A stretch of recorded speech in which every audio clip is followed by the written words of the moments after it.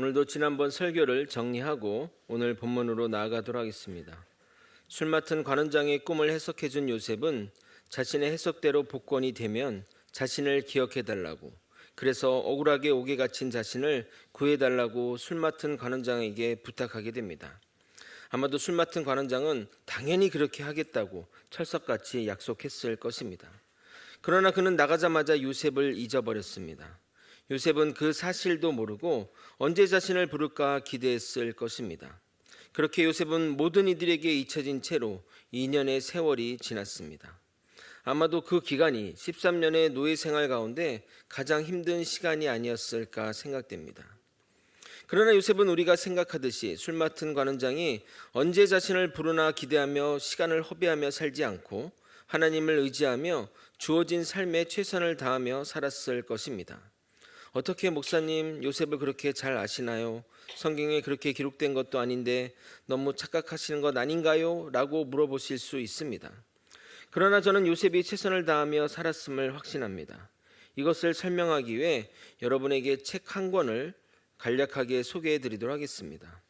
1905년에 태어난 빅토르 프랑클은 유대인으로서 신경정신과 의사였습니다. 그는 유대계 독일인이었기 때문에 2차 세계대전 중 히틀러 유대인 포로 수용소를 피할 수 없었습니다.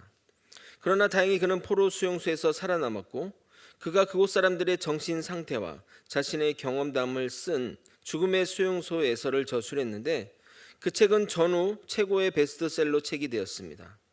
책의 내용 중에 인상 깊은 것을 여러분에게 소개해드리면 바로 포로 수용소에서 끝까지 살아남았던 사람들의 심리 상태에 관한 겁니다. 죽음과 반복되는 괴로운 노동 속에서 살아남았던 사람들은 어떤 마음으로 그곳에서 버텼을까요? 자신이 이 포로 수용소에서 나가 자유의 몸이 될 것을 기대하며 살았던 사람들일까요? 그런데 놀랍게도 밖으로 나가 자유의 몸으로 살 희망으로 살았던 자들은 구출되기 전에 대부분 병에 걸리거나 또 자살을 하거나 죽음을 면치 못했다고 합니다. 그들이 병에 걸리거나 다치면 바로 가스실로 끌려가 죽었는데 희망을 품고 살았던 자들이 비율이 월등히 높았다고 합니다. 그런데 여기서 나갈 것이란 희망을 접고 현실을 받아들인 후 소소한 일상의 의미를 부여하며 살았던 자들은 오히려 건강하게 잘 버텨 연합군에 의해 구조가 되었던 것입니다. 저자는 사람이 아무것도 할 수 없는 절망적인 상황에 처했을 때 생존을 위해서 자신이 하는 소소한 것에 삶의 의미를 부여하지 않으면 살아남을 수 없다고 평가를 내립니다. 아마도 요셉은 술 맡은 관원장이 자신을 불러줄 것을 기대하기보다는 언젠가 올 주님의 때를 기다리며 자신에게 맡겨진 옥에서의 관리 감독 생활에 최선을 다했던 것입니다. 만약 그가 술 맡은 관원장의 호출만 기대했다면 오히려 옥에서의 삶은 망가졌을 것이고 좌절과 절망으로 몸과 마음은 망가졌을 것입니다. 분명 요셉은 자신에게 주어진 삶에 최선을 다했습니다. 이것이 오늘 설교 주제와 연결되는 중요한 포인트라 하겠습니다. 여러분, 인생은 공평하지 않습니다. 누구는 시작부터 금수저로 시작하고 누구는 최악의 조건에서 출발하기도 합니다. 그러나 그런 현실에 대해 불평과 또는 불만을 가지고 살아간다면 그는 하나님이 그를 통해 이루시고자 하는 꿈을 이룰 수 없을 것입니다. 오늘 본문을 통해 하나님이 요셉을 훈련시키는 방법에 대해 말씀 나누고자 합니다. 설교를 들으시면 하나님의 관점에서 내 삶을 바라보는 것이 무엇인지 깨닫게 될 것입니다. 오늘도 주님이 내 삶을 어떤 곳으로 이끌어가는지 기대하며 살아가는 저와 여러분이 되시길 예수님의 이름으로 축원드립니다. 성경 본문의 내용을 간략히 정리하겠습니다. 술 맡은 관원장은 복직을 하였으나 요셉을 기억하지 못합니다. 그러나 요셉은 감옥에서 자신의 일을 충실히 감당했고 그렇게 2년의 세월이 더 지났습니다. 그러던 중 왕이 이상한 꿈을 꾸었습니다. 꿈을 2번 꾸었는데 첫 번째 꿈은 살찐 암소 7마리가 초장에 있는데 굶주린 암소 7마리가 나와 그 살찐 암소 7마리를 잡아 먹어버리는 꿈이었습니다. 두 번째 꿈은 잘 익은 7개의 이삭이 있는데 마른 이삭 7이 나와 나머지를 삼키는 꿈이었습니다. 꿈에서 깬 왕은 이 꿈에 대해 불편한 마음이 생겼고 나라에 있는 모든 지혜자를 불러 꿈의 해석을 물어보나 아무도 꿈의 해석을 하는 사람이 없었습니다. 창세기 41장 8절입니다. 아침에 그의 마음이 번민하여 사람을 보내어 애굽의 점술가와 현인들을 모두 불러 그들에게 그의 꿈을 말하였으나 그것을 바로에게 해석하는 자가 없었더라. 아무도 왕의 꿈을 해석하지 못하자 왕은 더욱 시름시름 고민에 빠지게 됩니다. 그런데 그때서야 술 맡은 관원장은 2년 전 자신의 꿈을 해석한 요셉을 기억하게 됩니다. 아무리 복권이 되고 정신이 없다 할지라도 자신이 복권되리라는 놀라운 사실을 말해준 요셉을 술 맡은 관원장이 어떻게 잊을 수 있겠습니까? 가장 힘든 순간의 기억은 시간이 지나도 더욱 선명하게 생각나는데 말입니다. 심지어 같이 옥에 갇힌 떡 맡은 관원장이 목매달려 죽었기에 그가 요셉을 잊는다는 것은 거의 불가능한 일입니다. 그러나 요셉이 필요한 시점에 이 시점이기에 하나님은 술 맡은 관원장의 기억을 잠시 지우신 것입니다. 그리고 결정적인 순간에 요셉을 기억나게 한 것입니다. 그래서 관원장은 2년 전의 일을 왕에게 고하게 됩니다. 10절부터 13절을 읽어드리도록 하겠습니다. 바로가 종들에게 놓아사 나와 떡 굽는 관원장을 친위대장 집에 가두셨을 때에 나와 그가 하룻밤에 꿈을 꾼즉 각기 뜻이 있는 꿈이라. 그곳에 친위대장의 종된 히브리 청년이 우리와 함께 있기로 우리가 그에게 말하매 그가 우리의 꿈을 풀되 그 꿈대로 각 사람에게 해석하더니 그 해석한 대로 되어 나는 복직되고 그는 매달렸나이다. 그리고 이어서 술 맡은 관원장은 요셉을 추천하였고 왕에게 불려나온 요셉은 왕의 꿈을 해석하게 됩니다. 요셉은 그 와중에도 꿈의 해석은 하나님이 하신다는 그 명확하게 그 꿈의 해석의 출처를 밝히게 됩니다. 16절을 여러분이 한번 읽어보도록 하겠습니다. 함께 읽겠습니다. 시작. 요셉이 바로에게 대답하여 이르되 내가 아니라 하나님께서 바로에게 편안한 대답을 하시리이다. 모든 것을 하나님의 중심적으로 생각하는 요셉의 모습이라 하겠습니다. 왕의 꿈을 들은 요셉은 왕이 꾼 2개의 꿈이 하나의 사실을 말하는 것이라고 알려주며 7마리의 소와 7마리의 이삭은 7년을 의미한다고 해석해 줍니다. 25절과 26절을 읽겠습니다. 요셉이 바로에게 아뢰되 바로의 꿈은 하나라. 하나님이 그가 하실 일을 바로에게 보이심이니이다. 7 좋은 암소는 7회요 7 좋은 이삭도 7회니 그 꿈은 하나라. 요셉은 이어서 앞으로 다시 없을 7년의 풍년이 있을 것이고 그리고 극심한 7년의 흉년이 뒤따라온다고 말합니다. 29절 31절까지 읽어드리도록 하겠습니다. 온 땅에 7회 큰 풍년이 있겠고 후에 7회 흉년이 들므로 애굽 땅에 있던 풍년을 다 잊어버리게 되고 이 땅이 그 기근으로 망하리니 후에 든 그 흉년이 너무 심함으로 이전 풍년을 이 땅에서 기억하지 못하게 되리이다. 하나님이 왕에게 꿈을 2번 꾸게 하신 이유는 반드시 이 일을 하시겠다는 의미임을 강조합니다. 그래서 7년의 풍년 동안 7년의 흉년을 대비해야 한다며 요셉은 왕에게 여러 가지 제안을 하는데 그 제안의 내용은 바로 이렇습니다. 창세기 41장 33절부터 36절입니다. 이제 바로께서는 명철하고 지혜 있는 사람을 택하여 애굽 땅을 다스리게 하시고 바로께서는 또 이같이 행하사 나라 안에 감독관을 두어 그 7회 풍년에 애굽 땅의 5분의 1을 거두되 그들로 장차올 풍년의 모든 곡물을 거두고 그 곡물을 바로의 손에 돌려 양식을 위하여 각 성읍에 쌓아두게 하소서. 이와 같이 곡물을 이 땅에 저장하여 애굽 땅에 임할 7회 흉년을 대비하시면 땅이 이 흉년으로 말미암아 망하지 아니하리이다. 명철하고 지혜 있는 사람을 뽑아 애굽 땅을 다스리게 하라고 권유하며 7년의 풍년 동안 세금을 걷어 창고에 들이고 7년의 흉년을 준비하라고 요셉이 제안합니다. 요셉의 제안을 듣고 이 일을 좋게 본 바로 왕은 너같이 지혜롭고 명철한 자가 없다며 그를 애굽의 총리로 세우게 됩니다. 38절부터 40절을 여러분이 한번 읽어보도록 하겠습니다. 함께 읽겠습니다. 시작. 바로가 그의 신하들에게 이르되 이와 같이 하나님의 영에 감동된 사람을 우리가 어찌 찾을 수 있으리요 하고 요셉에게 이르되 하나님이 이 모든 것을 내게 보이셨으니 너와 같이 명철하고 지혜 있는 자가 없도다. 너는 내 집을 다스리라.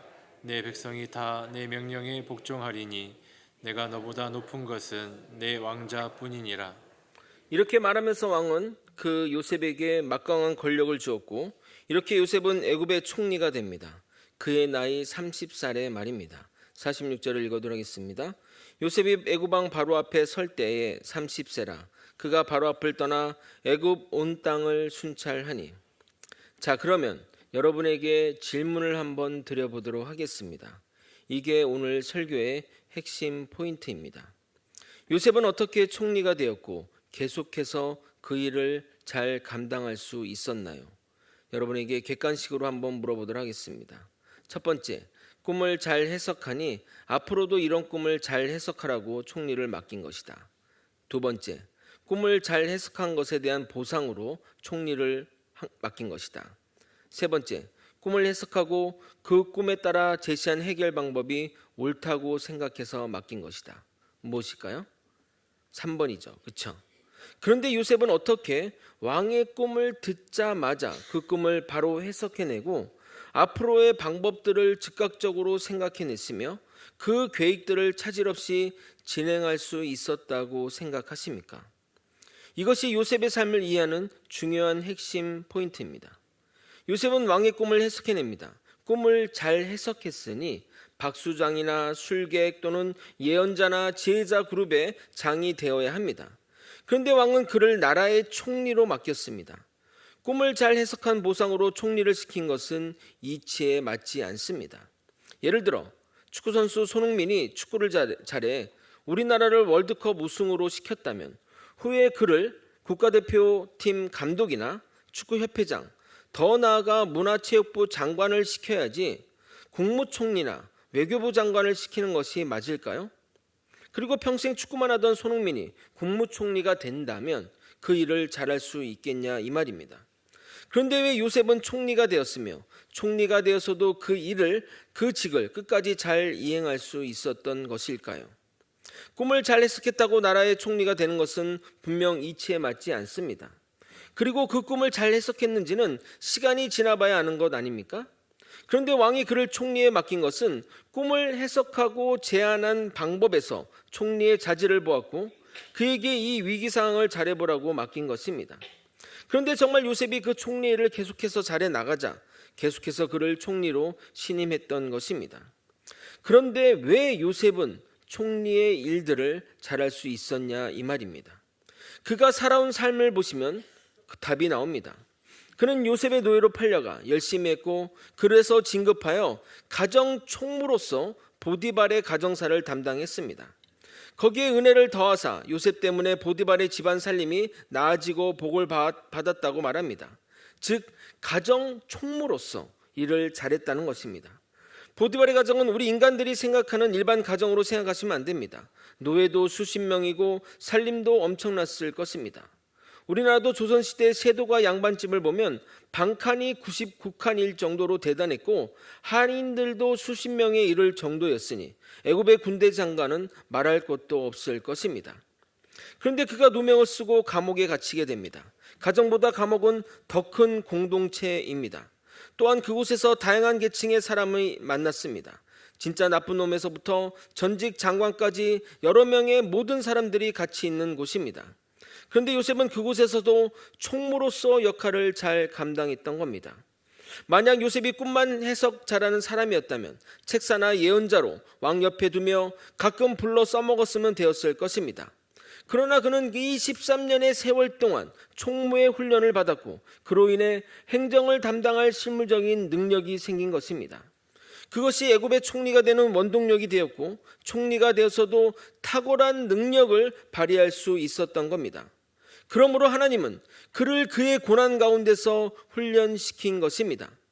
요셉의 관점에서, 그러니까 인간의 관점에서 바라보게 되면 한 가정에 사랑받는 자녀에서 노예에서 감옥의 무기수로 추락하는 정말 갈수록 설상가상의 최악의 상황으로 나아갔지만 하나님의 관점으로 요셉을 바라보게 되면 요셉은 당시 군대 장관 보디발의 집을 관리하는 총무로 훈련시켰고 그 훈련 과정이 어느 정도 마쳐지자 더 큰 공동체인 감옥으로 옮겨 감옥의 총무로서 그를 훈련시켰던 것입니다.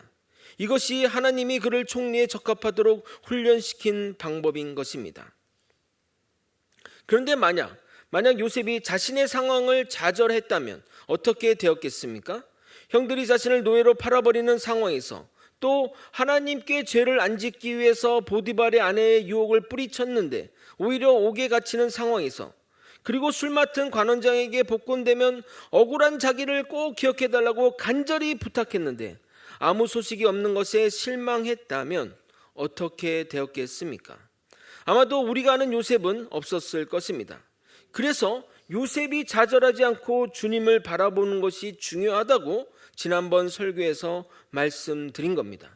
주님을 바라봤기 때문에, 주님의 뜻을 기대했기 때문에 그 과정들을 이겨낼 수 있었던 겁니다. 하나님은 요셉을 그 고난의 환경에서 훈련시키고 단련시킨 것입니다. 하나님께 붙들린 우리 믿는 자의 삶은 결코 우연이 없습니다. 우리는 주님이 우리를 향한 계획과 인도하심을 믿음으로 볼 수 있어야 합니다. 이처럼 하나님이 쓰시고자 하는 사람들은 사명만 주시는 것이 아니라 그에 따른 합당한 은사와 훈련 과정을 제공합니다. 요셉이 그 사실을 모르고 적당히 살았다면 그는 총리로서 자질을 배우지 못했을 것이고 주어진 은사대로 꿈을 잘 해석하는 것에만 쓰임 받았을 것입니다. 그렇게 요셉이 애굽의 지혜자가 된들, 그리고 지혜자의 장이 된들, 이스라엘 백성을 구해내는 일에는 상관없는 인생을 살았을 것입니다. 그러나 요셉은 하나님이 허락하신 이 상황이 전혀 이해가 되지는 않았지만 그것을 받아들였고 자신이 할 수 있는 최선을 다하자 거기에서 배움을 얻게 되었며 훈련되어 총리로서의 역할을 감당할 수 있었던 것입니다. 보디발의 집과 보디발의 감옥이 그의 훈련 장소였던 것이고 13년의 시간이 그를 부유한 가정에 버릇없는 아이에서 세계 최강대국의 애굽의 총리로 만든 시간이었던 것입니다. 자, 이제 다시 한번 요셉의 상황을 재구성해 보도록 하겠습니다. 아무리 훈련의 과정이라고 하지만 노예와 제수는 너무한 것 아닌가요? 그것도 형들에게 팔려 부모와 생이별을 하고 애굽까지 끌려와서 말입니다. 하나님은 꼭 그렇게까지 요셉을 험하게 다루셔야 했나요? 다른 가정들도 있을 수 있잖아요 라고 하는 의문이 들기도 합니다. 만약 요셉이 그 과정에서 좌절했다면 어떻게 되었겠는가 하는 생각도 듭니다. 그런데 저는 아무리 생각을 해봐도 요셉이 애굽의 총리가 되는 길은 그 길이 유일한 길, 가장 지름길이라는 생각을 지을 수가 없습니다. 만약 요셉이 노예로 팔려가지 않고 가나안 땅에서 살았다면 애굽의 총리는커녕 애굽 왕을 볼 수는 있었을까요? 사절단으로서 엄청난 금은보화를 가지고 가서 인사하는 정도는 가능하지 않겠냐 이 말입니다. 애굽과 전쟁을 해서 총리가 되겠습니까? 교육을 통해서 총리가 되겠습니까? 뭘 할 수 있겠냐 이 말입니다. 그리고 만약 그가 억울한 누명을 쓰지 않았다면 왕의 감옥에 제수가 되지 않고 노예로 인생을 마감했을 것입니다. 그러면 그가 왕을 만날 수는 있었을까요? 절대 비하하는 것이 아니라 설명을 위해 쉽게 예를 드는 것이니 오해하지 마시고 들어주시기 바랍니다. 대통령이 있는 곳에 주차 관리하는 사람이 있다면 그 사람이 대통령을 독대하며 만날 수가 있을까요?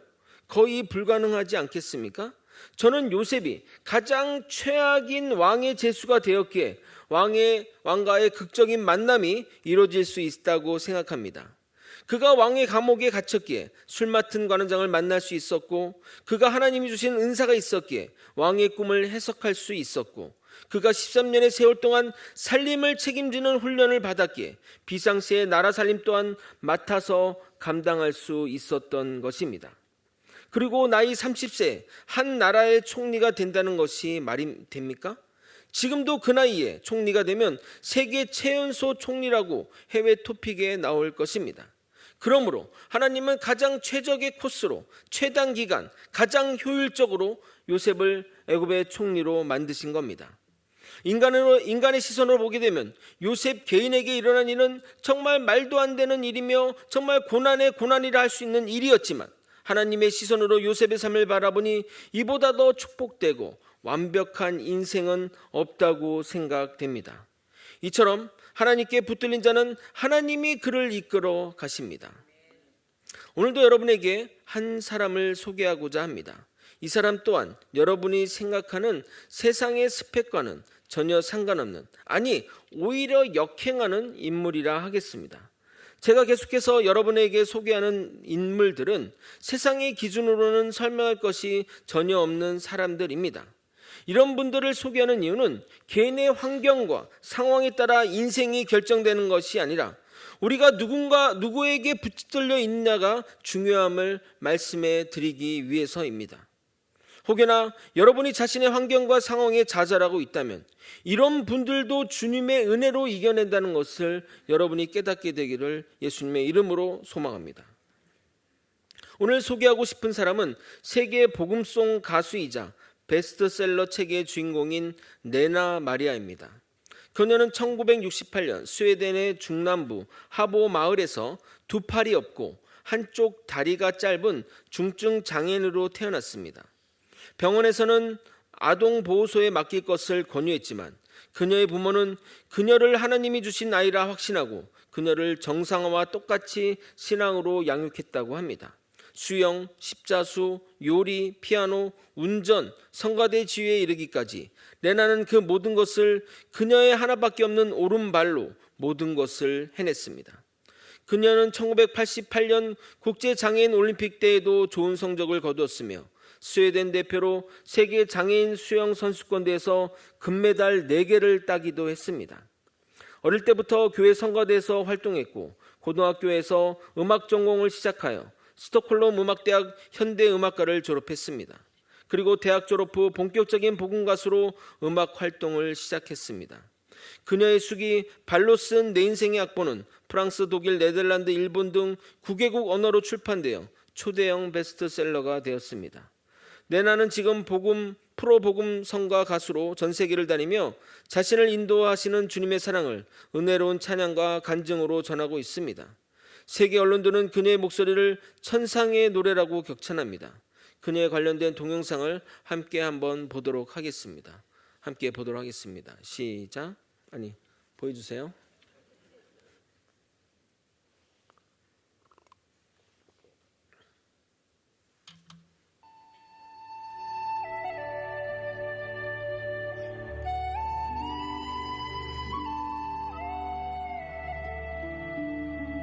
When the cold of winter comes, starless night will cover day.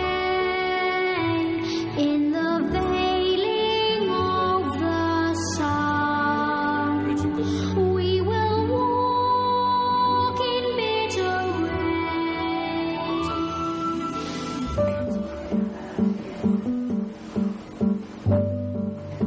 My name is Lena Maria.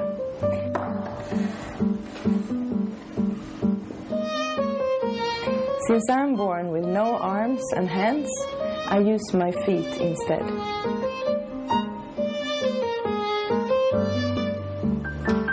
I was born with my handicap, but I don't find it hard to live with. My way of doing things is just a bit different compared to others.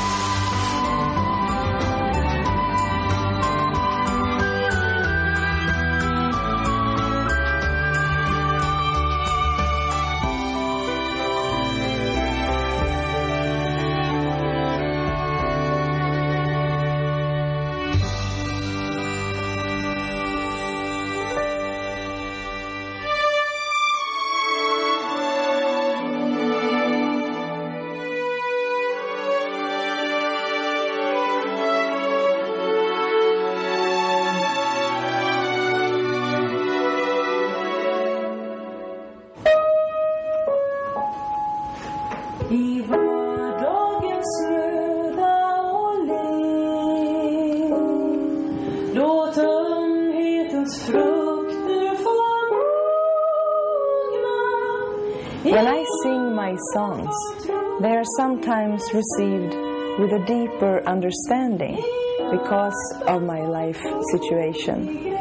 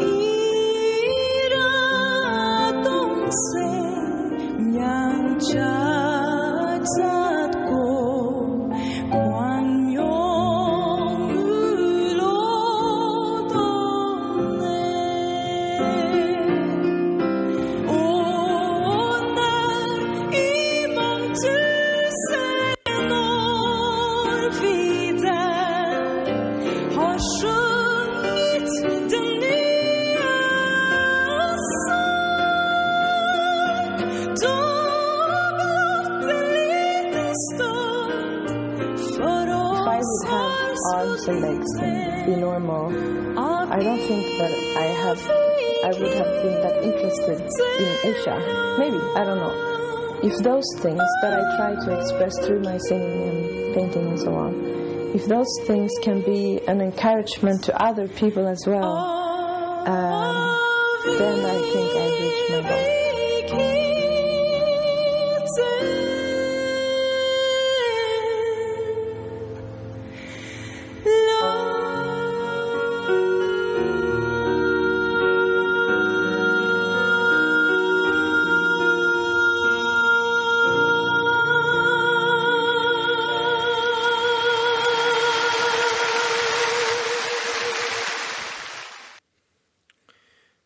그녀는 지금까지 단 한 번도 자신의 장애를 장애로 여긴 적이 없습니다. 오히려 그 장애가 믿음과 더불어 오늘날의 자신을 있게 한다고 고백합니다. 단지 자신을 다른 사람과 사는 방법이 다를 뿐이며 장애가 더 이상 그녀를 제한하지 못한다고 말합니다. 내나마네는 그녀의 연약함에도 긍정적으로 반응했습니다. 비록 두 팔이 없고 한 발만 사용할 수 있지만 그녀는 그 하나의 발을 가지고 아름다운 생애를 창조했습니다. 그녀는 자신에게 없는 것에 집중하는 것이 아니라 그녀에게 남아있는 것에 집중했습니다. 그녀가 사용할 수 있는 입과 발로 사진 찍기, 운전하기 등 수많은 일에 도전하였습니다. 그녀는 연약함을 통해 깨달은 사실을 다음과 같이 말합니다. 내가 태어났을 때에도 하나님은 곁에 계셨을까? 내가 태어나기 전에 나에 대해 생각하셨을까? 그렇다. 나는 그렇게 생각한다. 하나님에게 내 모습과 형태는 중요하지 않다. 제일 중요한 것은 하나님과 나와의 관계이다. 물론 나도 이 땅에 왜 이렇게 많은 고난과 고통, 질병, 장애가 있을까 생각한 적도 있고 왜 하나님은 이런 것들을 허락하고 계신지 묻고 싶을 때가 있다. 나는 단순하게 답할 수 없지만 아마도 그러한 아픔이 우리들 성품을 만들어가는 데 필요하다고 본다. 빛 가운데서 사물을 뚜렷하게 보기 위해서는 빛이 비추지 않는 어둠도 때로는 필요하지 않을까. 말씀을 정리하겠습니다. 인간은 누구나 문제없이 인생을 살 수 없습니다. 인간으로서 누리는 풍요로움이란 고난을 통해 얻어지는 것입니다. 아무런 고생 없이 주어지는 풍요로움은 오히려 그 사람에게 재앙이 될 수 있습니다. 우리에게 허락된 이 고난을 원망과 불평으로 보내기보다는 주님의 계획과 연단으로 생각하며 주님 바라보기를 원합니다. 레나마네는 이렇게 말합니다. 제가 생각하는 장애는 멀쩡한 신체를 가지고도 꿈을 위해 도전할 줄 모르는 것이 장애라고 생각합니다. 어떠한 어려움이 있더라도 한계를 극복하기 위해 도전하는 순간 이미 그는 승리자입니다. 여러분이 간절히 원하고 노력한다면 무엇이든지 이룰 수 있습니다.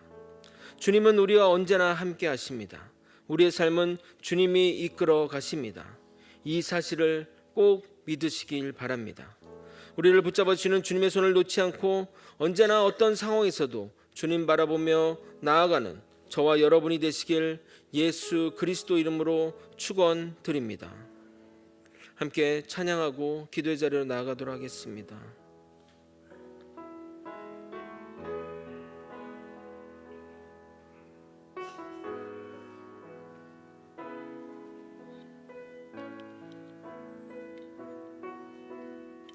고단한 인생길,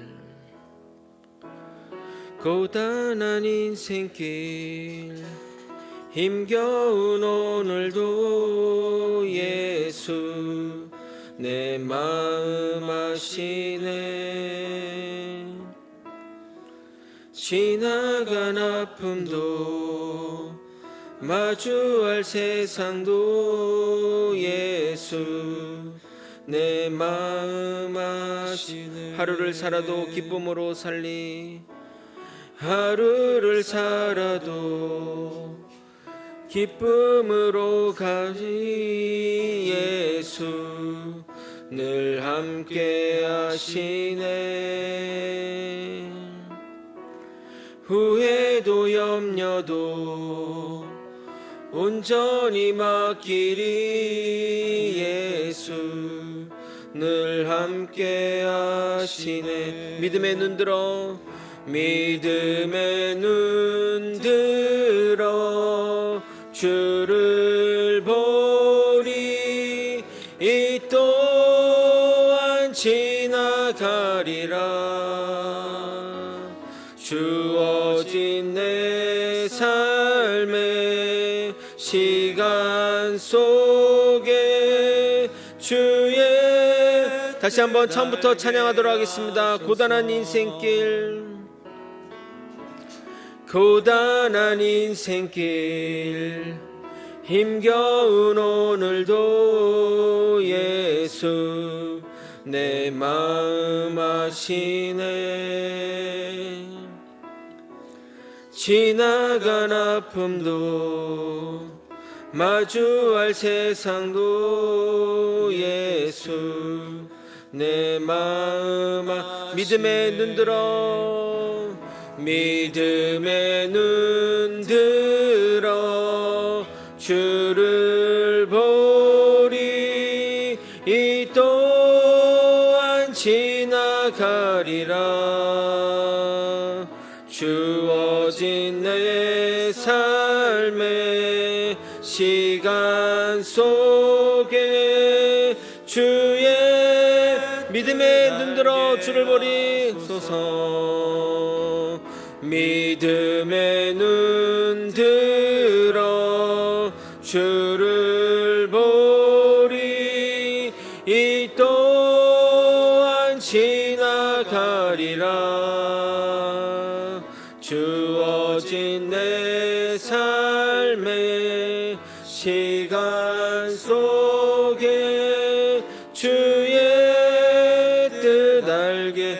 믿음의 눈 들어, 믿음의 눈 들어 주를 보리.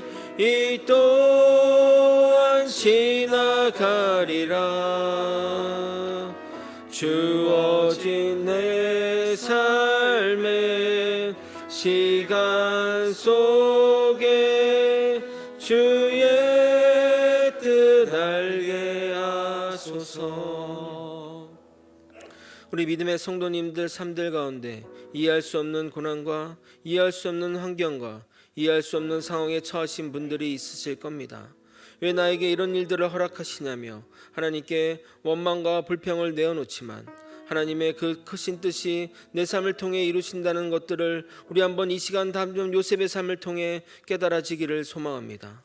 어떤 상황에서도 주님 바라보며 주님이 나를 향한 계획이 있겠지, 이것을 통해서 하나님이 나에게 말씀하고자 하는 또 내 삶을 아버지 이끌고자 하는 것들이 있겠지, 아버지 믿음으로 나아가는 믿음의 백성들 되게 도와주시옵소서. 이러한 결단을 담아 이러한 믿음의 확신을 담아 주님의 이름만 부르고 통성으로 기도하시겠습니다. 주여 아버지 이 시간 하나님 기도하는 가운데 하나님이 내 삶에 허락하신 이 이해할 수 없는 일들을 아버지 주님의 그 계획으로 받아가지며 살아가는 믿음의 백성들 되게 도와주옵소서. 아버지 요셉의 삶을 이끄셨던 것처럼 아버지 내 삶도 이끌어 주시옵소서. 나는 어떤 환경에서도 주님만 바라보기 원합니다. 주님만 바라보기 원합니다. 주님이 이끄시는 삶의 삶으로 나아가기 원합니다. 하나님의 계획이 분명히 있음을 나는 믿습니다. 하나님이 날 통해 이루시고자 하는 일들이 분명히 있을 줄 믿습니다. 아버지 주어진 삶 가운데 아버지 최선을 다하여 하나님의 뜻을 이뤄나가는 믿음의 백성들 되게 도와주옵소서. 하나님을 바라보며 하나님의 시야로 내 인생을 바라보며 내 인생의 조명을 하나님께 맡기며 나아가는 아버지 믿음의 백성 되게 도와주옵소서. 나는 주님의 붙들린 자입니다. 주님이 내 삶을 이끌어 가신 것을 아버지 믿음으로 고백하오니 내 삶을 이끌어서서 주의 선한 뜻으로 사용하여 주시옵소서. 하나님의 놀라운 뜻에 사용되어 하나님의 영광을 위해 살아가는 주의 백성 되게 도와주시고 아버지 불만과 불평으로 살기보다는 감사와 하나님께 영광을 돌려드리는 믿음의 백성으로 살아갈 수 있도록 도와주시옵소서. 아버지 더한 삶에서도 주님 바라보며 이겨내며 하나님의 뜻을 이룬 것처럼 우리 또한 주님의 은혜 가운데 살아가는 믿음의 백성 되게 도와주시옵소서. 하나님이시여 하나님이시여 우리의 삶을 붙들어 주시옵소서. 하나님과 함께하여 주옵소서. 동행하여 주옵소서. 내 삶에 주님이 함께하셔서 주님의 은혜 가운데 살아가는 믿음의 백성 되게 도와주옵소서. 어떤 상황에서도 주님은 나를 포기하지 않는다는 이 사실을 명백히 깨닫고 주님으로만 살아가는 믿음의 백성 되게 도와주옵소서. 내게는 주님이 있습니다. 내게는 주님이 있습니다. 내게는 세상이 닿을 수 없는 정말 절대적인 주님이 계시오니 주님만 붙들고 살게 도와주옵소서. 주님만 의지합니다. 주님만 임재합니다. 주님 역사하여 주옵소서.